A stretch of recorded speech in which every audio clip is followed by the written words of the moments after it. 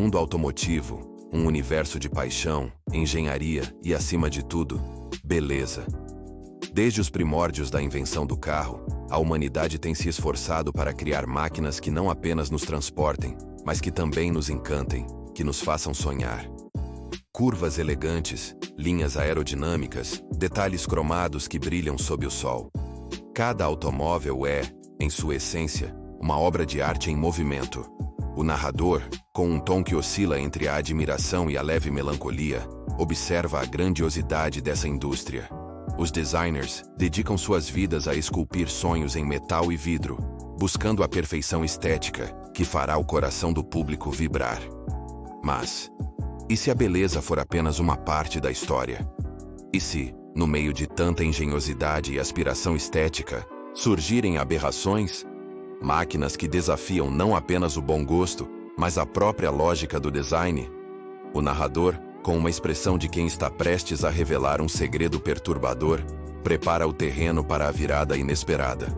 Recentemente, um concurso fictício, mas com ecos de algo muito real, foi lançado para identificar os carros que mais falharam miseravelmente em sua missão de serem visualmente agradáveis. Não estamos falando de carros meramente desinteressantes. Estamos mergulhando no abismo do design automotivo, onde a feiura se torna uma forma de arte bizarra. O público, acostumado a ver apenas o glamour dos salões de automóveis, está prestes a ter sua percepção desafiada. O primeiro dos carros feios a ser desenterrado desta cripta do mau gosto é o Pontiac Aztek. Um nome que, para muitos, já evoca arrepios. Lançado no início dos anos 2000, o Aztek foi uma tentativa da General Motors de inovar, de misturar um SUV com uma minivan. O resultado? Uma amálgama desajeitada de linhas angulares e superfícies convexas. Um corpo que parecia ter sido montado a partir de peças de diferentes quebra-cabeças. Os designers, talvez cegos por uma visão futurista excessivamente otimista, criaram um veículo que parecia ter sido projetado por um alienígena, que estudou a anatomia automotiva através de um espelho distorcido. O público da época reagiu com uma mistura de incredulidade e repulsa. Os proprietários que ousaram possuí-lo eram frequentemente alvo de piadas, uma mancha ambulante na paisagem urbana. Em seguida, o Fiat Multipla entra em cena, e o narrador quase engasga ao descrever suas peculiaridades. O Multipla, com sua testa protuberante e faróis divididos em múltiplos níveis, desafiava todas as convenções de proporção e harmonia. Parecia que um carro normal havia sido esmagado verticalmente na parte dianteira e depois esticado. A intenção dos designers era oferecer um espaço interno generoso e uma visibilidade excelente, mas a um custo estético que poucos estavam dispostos a pagar. Aquele carro era para muitos a personificação da feiura, um estranho peixe de águas profundas que, por algum motivo, foi parar nas ruas. A visão de um Múltipla em movimento frequentemente provocava uma risada nervosa ou um olhar de genuíno espanto. E para fechar essa primeira rodada de aberrações, o SsangYong Rodius. Um monstro de proporções bizarras, com uma traseira que se assemelhava a uma capota de barco acoplada a um SUV. O Rodius era um carro que parecia ter sido desenhado por comitê, onde cada membro tinha uma ideia diferente, e todas elas foram implementadas simultaneamente. Seu perfil era uma ode à desproporção, um testemunho de como a intenção de criar um carro espaçoso pode ir terrivelmente mal quando a estética é ignorada. O narrador franze a testa, quase sentindo a dor visual que esses veículos causaram. Como puderam os designers, com todo o seu conhecimento e recursos, chegar a tais conclusões estéticas? A percepção do público era unânime. Esses carros eram feios. Mas o que leva alguém a criar algo assim? Seria um erro de cálculo, uma arrogância artística ou uma tentativa desesperada de se destacar? Não importa o custo. O conflito entre a visão dos designers e a aceitação do mercado é palpável. O narrador, com um brilho nos olhos, promete mais. Mas o que leva alguém a criar algo assim? E o pior ainda está por vir. Antes de continuarmos, inscreva-se no canal e nos diga nos comentários de onde você está assistindo. A teia da decepção começava a se desenrolar, revelando camadas mais profundas de equívocos de design que assombravam o mundo automotivo. O narrador, com uma voz carregada de um misto de fascínio e repulsa, continuava a desenterrar os carros feios, que mais pareciam frutos de uma aposta perdida no laboratório de algum designer excêntrico. Ele se perguntava como as marcas, em sua busca incessante por inovação e diferenciação, poderiam ter traído a confiança de seus consumidores de forma tão espetacular. O próximo exemplar a ser exposto era o Aston Martin Lagonda, um nome que, por si só, remete à elegância e ao luxo, mas que, no caso do Lagonda dos anos 70 e 80, se transformou em sinônimo de excentricidade e, para muitos, de feiura ostensiva.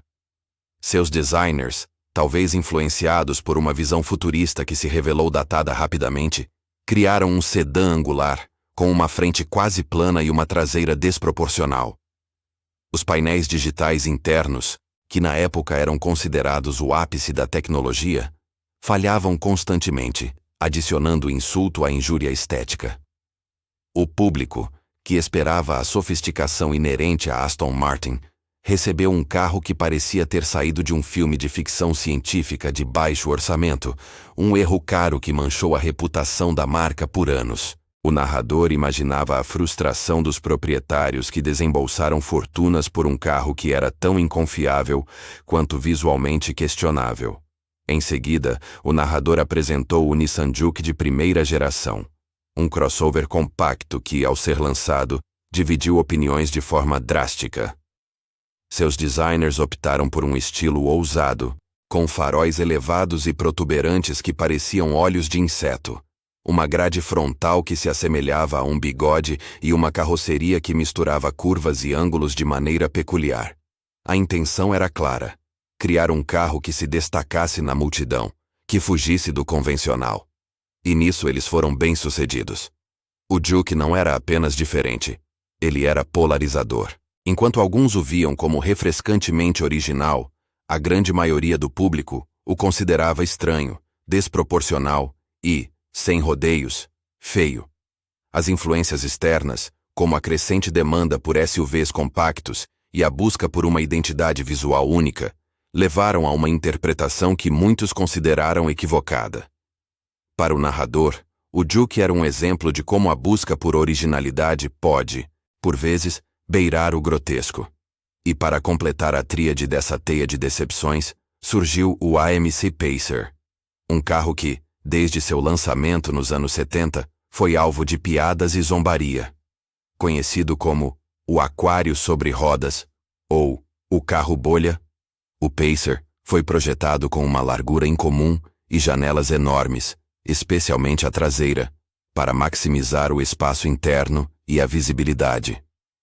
Os designers da AMC, em sua tentativa de criar um carro compacto que parecesse espaçoso, acabaram produzindo um veículo com proporções estranhas e uma estética que desafiava a gravidade e o bom senso.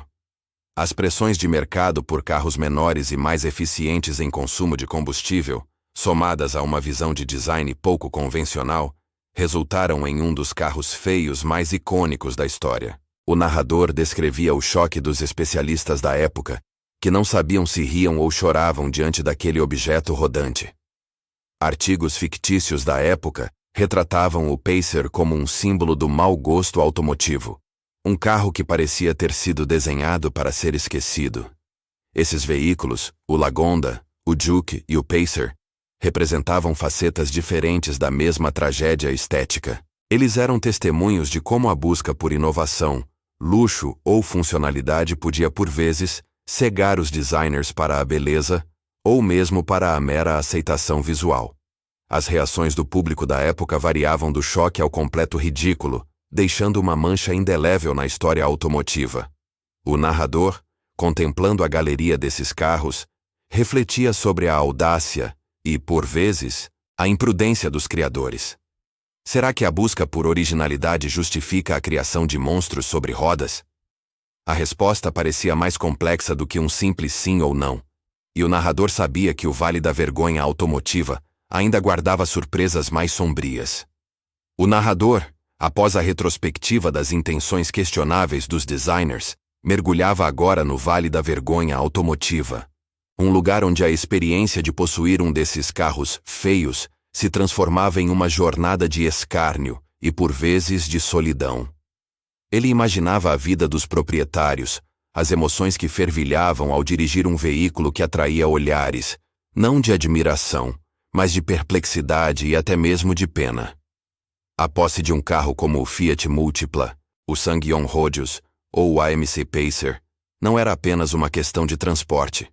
Era uma declaração involuntária. Os proprietários muitas vezes se viam em situações constrangedoras. Estacionar o carro em um local público era um ato de coragem. As crianças apontavam, os adolescentes riam e os adultos sussurravam. A vergonha era uma companheira constante, um fardo invisível, mas pesado. O narrador sentia a empatia pelos proprietários, que por necessidade ou por um gosto peculiar, haviam se tornado os embaixadores de uma estética automotiva que a maioria considerava repulsiva. As consequências emocionais iam além do ridículo público. Havia a dificuldade de revenda, um limbo econômico onde esses carros feios permaneciam, desvalorizando-se a olhos vistos. Quem compraria um carro que ninguém queria ver na garagem? A ironia era palpável.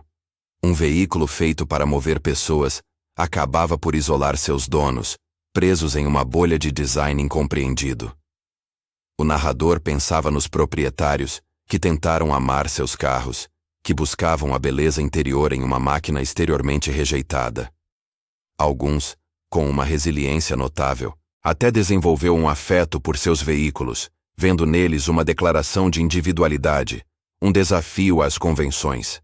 Eles se tornavam uma espécie de clube secreto, unidos pela experiência compartilhada de possuir o diferente. Havia histórias de superação, ou pelo menos de aceitação irônica. Proprietários que personalizavam seus carros feios, com adesivos engraçados ou cores vibrantes, transformando a vergonha em uma espécie de arte performática sobre rodas. Eles abraçavam a feiura, fazendo dela uma característica, não um defeito. Um proprietário de um Rodius, por exemplo, poderia ter pintado a traseira como um barco de verdade, transformando o escárnio em um sorriso. No entanto, para a maioria, a experiência era de resignação. Muitos abandonaram seus veículos em garagens empoeiradas ou os venderam por uma fração do valor, aliviados por se livrar do objeto de escárnio. Mas o Vale da Vergonha automotiva não era apenas um cemitério de designs falhos, era também um terreno fértil para o surgimento de um status cult, embora por motivos irônicos.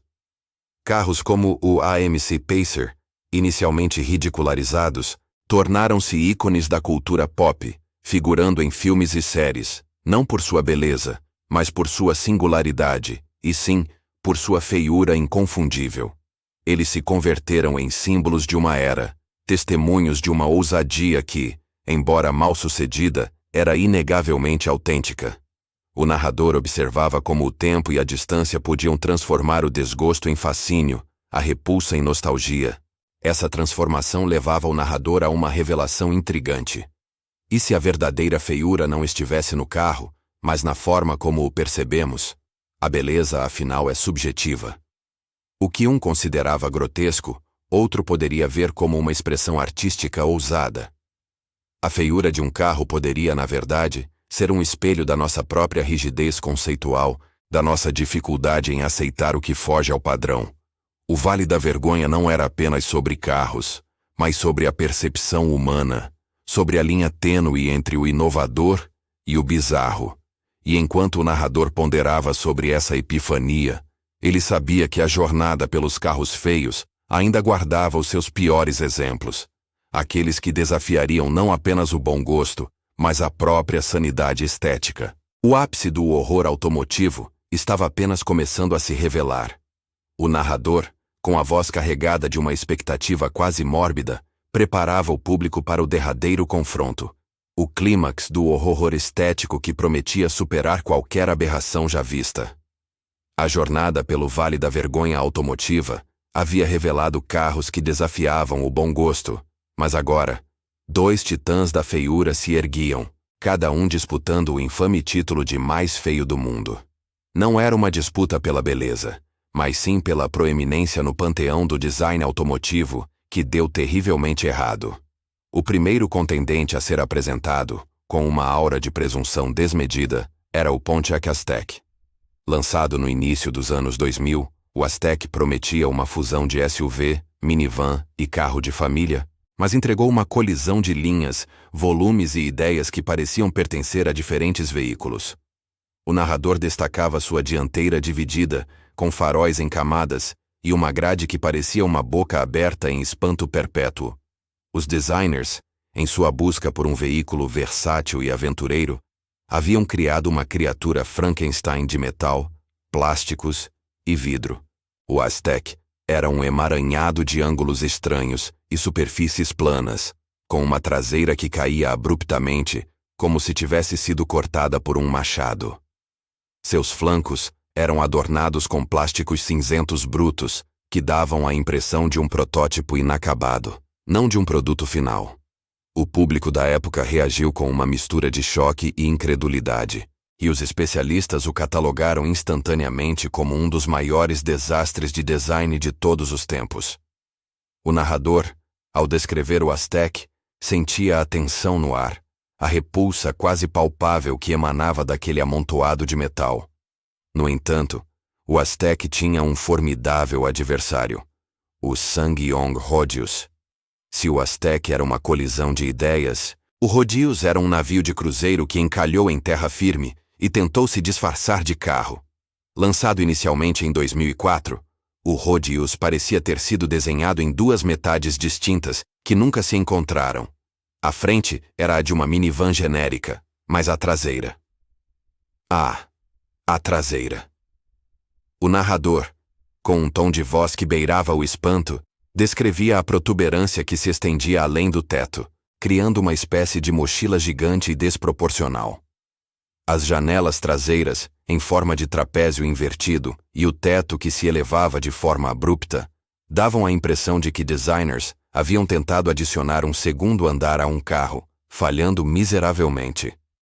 Os proprietários de Rodius frequentemente eram alvo de piadas cruéis, e o veículo era universalmente ridicularizado por sua estética desajeitada e grotesca. A comparação lado a lado entre o Aztek e o Rodius era um confronto visual de titãs da feiura, cada um exibindo seus piores ângulos e detalhes com uma audácia quase desafiadora. A escolha era agonizante, a tensão crescente. Ambos eram exemplos extremos de mau gosto, monumentos à falha de design.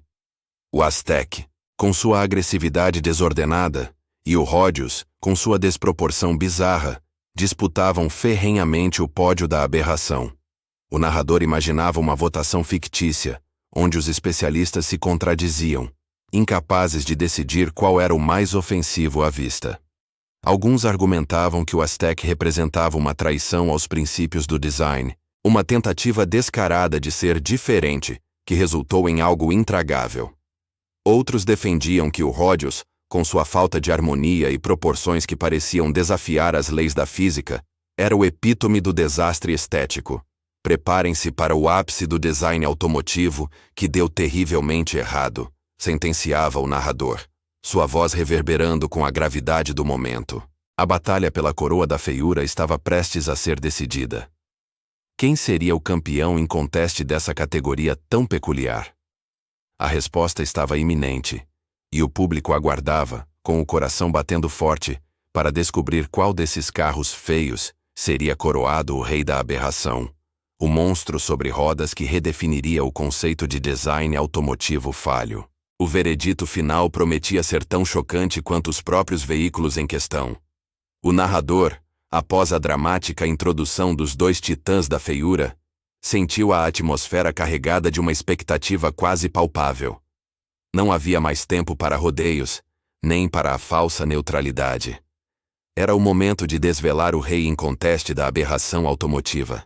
Com um suspiro que parecia carregar o peso de todos os designs falhos da história, ele proferiu o veredito final, o nome que ecoaria como um lamento na memória dos amantes de carros: o SsangYong Rodius. A revelação não foi um choque para muitos do público, que já haviam intuído o resultado. O Aztek, com sua feiura agressiva e angular, Era um erro gritante. Mas o Rhodes era algo mais, algo que desafiava a própria lógica do design. O narrador aprofundava-se na descrição detalhada do veículo, enfatizando cada aspecto horrendo que o elevava acima de seu competidor. A frente, embora genérica, já anunciava uma falta de inspiração. Mas era a partir do pilar B que o pesadelo estético se materializava. A linha do teto que subia abruptamente antes de cair de forma desajeitada criava uma silhueta que parecia ser o resultado de um acidente de design, não de uma intenção deliberada. As janelas traseiras, com seu formato bizarro e descontínuo, pareciam ter sido encaixadas à força, sem qualquer preocupação com a harmonia visual.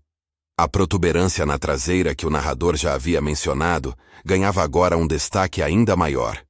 Era como se os designers, em um momento de desespero ou de pura provocação, tivessem adicionado uma caixa extra ao veículo, uma espécie de apêndice disforme que desequilibrava completamente suas proporções. O Rhodes não era apenas feio. Ele era desproporcional, incoerente, uma colagem de ideias que se repeliam. Os proprietários, em suas tentativas de justificar a compra, muitas vezes apontavam para o espaço interno ou a funcionalidade. Mas mesmo esses argumentos se perdiam diante da agressão visual que o carro representava. As reações do público, mesmo anos após seu lançamento, ainda eram de choque e riso incrédulo. Muitos simplesmente não conseguiam entender como um carro com tal design havia chegado à produção em massa. Os especialistas da época foram unânimes em sua condenação, classificando-o como um dos maiores fracassos estéticos da indústria automotiva. Era comum ver artigos e reportagens que usavam o Rhodes como exemplo máximo do que não fazer em design. A imagem do carro se tornou um meme, um símbolo universal de mau gosto sobre rodas. O legado negativo do Rhodes na história automotiva era inegável. Ele não apenas manchou a reputação da SsangYong por um tempo considerável, mas também serviu como um estudo de caso sobre os perigos de priorizar a funcionalidade extrema sobre a estética, ou talvez sobre a total ausência de um senso estético. O narrador ponderava sobre as consequências duradouras de um design tão polarizador. O Rhodes se tornou um carro que as pessoas apontavam e riam, um veículo que para muitos personificava a ideia de carro feio. Mas por que este carro, dentre tantos, alcançou o pódio da aberração? Questionava o narrador, sua voz agora carregada de uma reflexão mais profunda. Não era apenas a feiura em si, mas a audácia dessa feiura. O Rhodes não era sutil em sua falta de beleza. Ele a exibia com um orgulho quase desafiador. Ele se recusava a se conformar a qualquer padrão, a qualquer linha de bom senso. Era uma declaração veemente de que, em algum lugar do processo de design, algo deu terrivelmente errado, e ninguém teve a coragem ou a autoridade para corrigir o curso. A história do Rhodes não era apenas a história de um carro feio. Era a história de um projeto que de alguma forma escapou do controle, de uma visão que se perdeu completamente na execução. Era um lembrete sombrio de que, mesmo em uma indústria que celebra a inovação e a beleza, os desastres estéticos estão sempre à espreita, prontos para reivindicar seu lugar no panteão dos carros feios.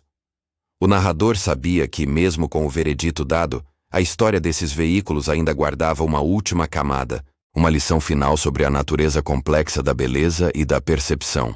O Rhodes era o rei, mas o seu reinado levantava questões que transcendiam a mera estética. O narrador, após coroar o SsangYong Rhodes como o rei inconteste da aberração automotiva, não podia deixar a narrativa terminar em uma nota tão sombria. Havia uma última camada a ser explorada, uma perspectiva diferente que poderia, talvez, redimir não o carro em si, mas a compreensão do público sobre o design e a beleza. A pergunta persistia: há beleza na imperfeição? Mesmo nos carros feios, há uma história, uma lição.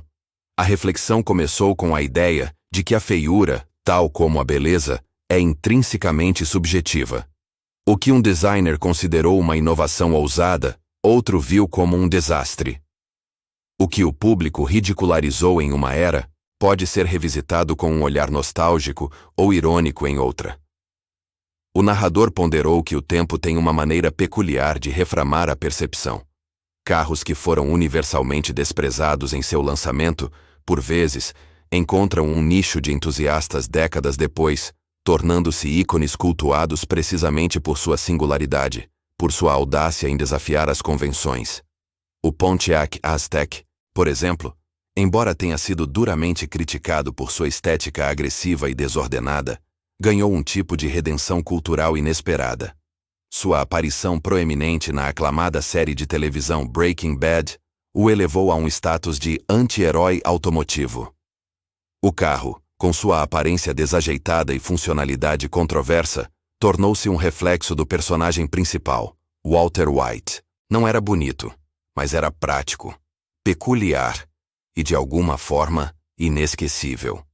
Para alguns proprietários e fãs da série, o Aztek deixou de ser apenas um carro feio e se transformou em um símbolo de resistência, de autenticidade, de não se importar com o que os outros pensam. Não era uma beleza convencional, mas uma beleza na imperfeição, na funcionalidade bruta que ele representava. Até mesmo o infame Rodius, em círculos mais obscuros da internet e entre alguns colecionadores excêntricos, começou a ser visto não como um fracasso, mas como uma peça de design tão radicalmente diferente que se tornou por si só interessante. Sua desproporção bizarra, que antes provocava repulsa, agora podia ser interpretada como uma forma de arte abstrata sobre rodas, um monumento à intenção de maximizar o espaço interno a qualquer custo estético. Os designers talvez não tenham aprendido a lição de imediato, mas a indústria como um todo certamente absorveu as consequências de designs tão polarizadores, buscando um equilíbrio mais cuidadoso entre inovação e aceitação do mercado. A mensagem final do narrador era uma de amor e aceitação, não necessariamente pelos carros feios em si, mas pela diversidade de visões e pela subjetividade inerente à beleza e ao design. A jornada através do inferno automotivo, que começou com a busca pelos carros mais horrendos, nos ensinou algo profundo sobre nós mesmos e sobre a arte. Ela revelou que o julgamento estético é muitas vezes um reflexo de nossas próprias expectativas, preconceitos e do contexto cultural em que vivemos. A conclusão dramática da jornada não era sobre a condenação final desses veículos, mas sobre a compreensão de que cada um deles, por mais feio que fosse, representava uma tentativa, uma ideia, uma visão. Eles eram testemunhas da criatividade humana, mesmo quando essa criatividade se desviava do caminho da harmonia e da graça. O narrador percebeu que a verdadeira lição não estava em apontar o dedo para o que era errado, mas em apreciar a complexidade do processo de design e a rica tapeçaria de formas e funções que compõem o mundo automotivo. Assim, a história chegava ao seu fecho satisfatório. A ideia de que, mesmo nos carros mais feios, há uma história a ser contada, uma perspectiva a ser considerada. O Sanguion Rodius podia ser o rei da aberração, mas seu reinado, e o de todos os outros carros feios que o precederam, serviu como um lembrete vívido de que a beleza está nos olhos de quem vê, e que a imperfeição, por vezes, pode ser o catalisador para uma reflexão mais profunda sobre o que realmente valorizamos no design e na vida. A jornada terminava, mas a conversa sobre o que é belo e o que é monstruoso no mundo dos carros, essa continuaria para sempre.